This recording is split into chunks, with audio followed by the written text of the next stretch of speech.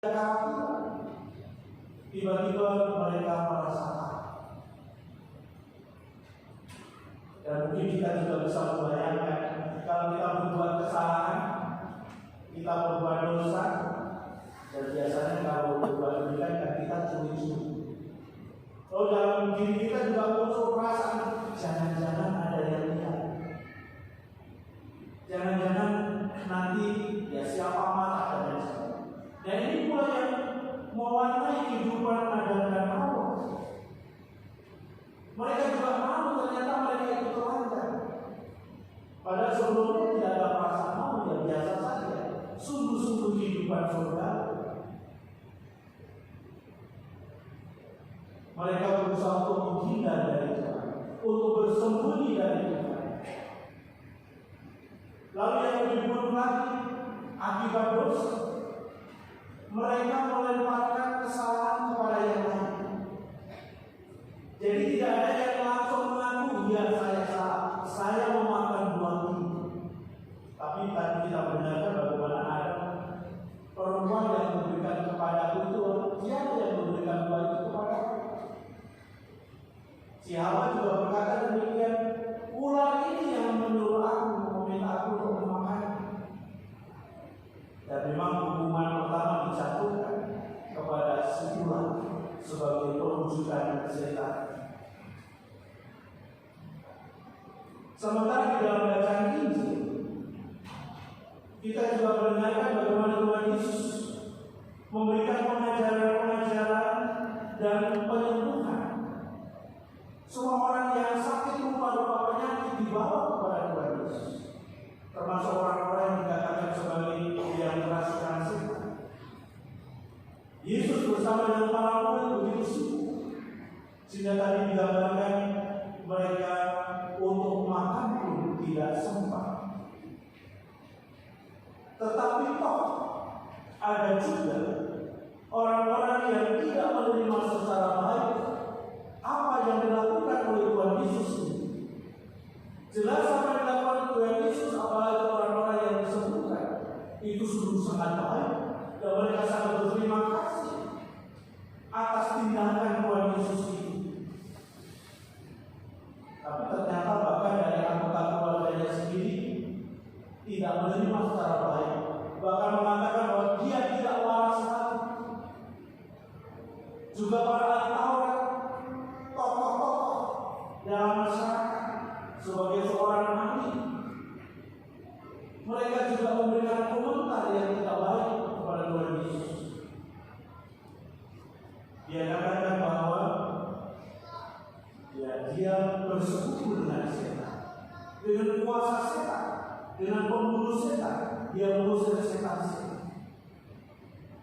Jadi Tuhan Yesus ini digambarkan sebagai yang selalu bersama dengan setan.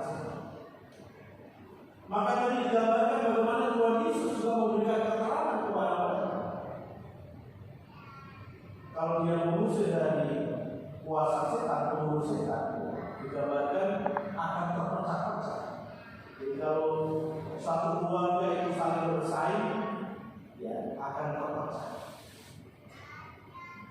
Walaupun dalam menghadapi situasi yang demikian, Yesus mempunyai komitmen yang tetap, tidak berubah. Dia tetap menjalankan apa yang menjadi kehendak Allah Bapanya.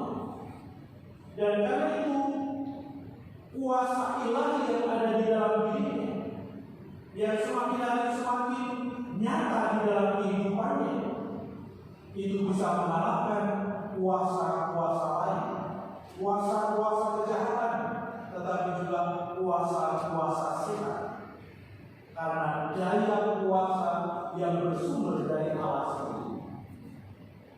Dan karena ini kuasa dari Allah yang bisa kita katakan sebagai kuasa ilahi, maka ini mempersatukan, bukan mencerai-beraikan, bukan mencabut, mempersatukan.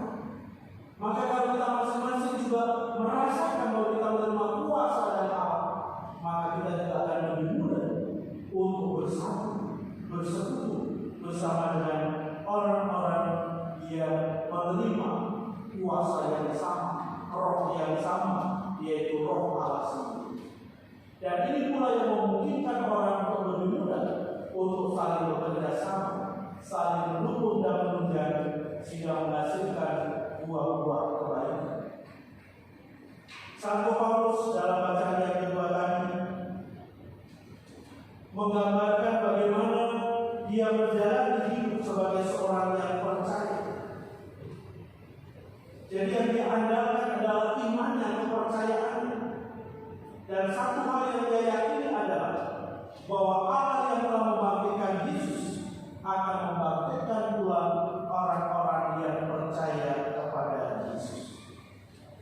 Paulus meyakini orang-orang yang percaya kepada Tuhan Yesus akan senantiasa dilindunginya. Kuasa ilahi juga akan tetap menaunginya. Dan itulah rahmat yang diterima sebagai seorang yang percaya. Nah, atas kesaksian hidupnya ini, maka semakin banyak orang yang percaya kepada Tuhan Yesus seperti yang dialami oleh Santo Paulus. Bagaimana mereka hidup di dalam kasih karunia, mereka hidup dalam rasa syukur atas segala rahmat dan berkahnya. Ya Bapak Ibu, saudara-saudara yang terkasih, kita adalah orang-orang bagian dari yang percaya. Kita percaya kepada Tuhan Yesus, dan karena kita juga disebut sebagai orang beriman. Nah, sebagai seorang beriman diharapkan supaya kita hidup di dalam roh seperti Yesus hidup di dalam roh. Kalau kita hidup di dalam roh, maka yang kita andalkan adalah roh Allah sendiri, kekuatan Allah sendiri. Itu yang kita andalkan, dan bukan kekuatan kita sendiri. Ketika kita mengandalkan kekuatan diri kita sendiri, maka kita menyatakan diri sebagai Tuhan. Kalau kita sendiri sebagai Tuhan, berarti sudah tidak ada Tuhan lagi. Tuhannya dalam diri kita. Nah, itulah kesombongan manusia. Itulah kecenderungan egoistis dari manusia, karena semakin pandai merasa mengetahui banyak, seolah-olah dirinya adalah Tuhan. Orang yang hidup di dalam roh mengandalkan daya roh itu sendiri, dan kemudian dengan kuasa ilahi ini, maka juga diharapkan bisa mengalahkan kuasa-kuasa yang lain. Kalau kita mengandalkan kuasa Tuhan, berarti kita tidak mencari kuasa-kuasa yang lain, tidak mencari kekuatan-kekuatan yang lain. Misalnya kita datang kepada pohon besar, datang bila kekuatan kepada atau kepada batu besar, kepada Baal, dan kita tahu bahwa itu ada kekuatan, ada nunggu supaya memberikan kekuatan kepada aku, lalu kita bukan itu yang kita andalkan, melainkan kekuatan Allah sendiri. Sehingga dengan demikian kita sebagai orang-orang yang percaya, kita dimampukan untuk membenarkan dan melaksanakan sabda Tuhan, sehingga kita jadi kenal, kita masing-masing pribadi, kita masing anak-anak, remaja, dewasa, orang tua, dikenal sebagai pejuang-pejuang kebaikan, sebagai pejuang-pejuang kebenaran. Sehingga dengan demikian kita diajar untuk vince bono malu, artinya menangkap kebaikan dari antara segala kejahatan. Dan itulah perwujudan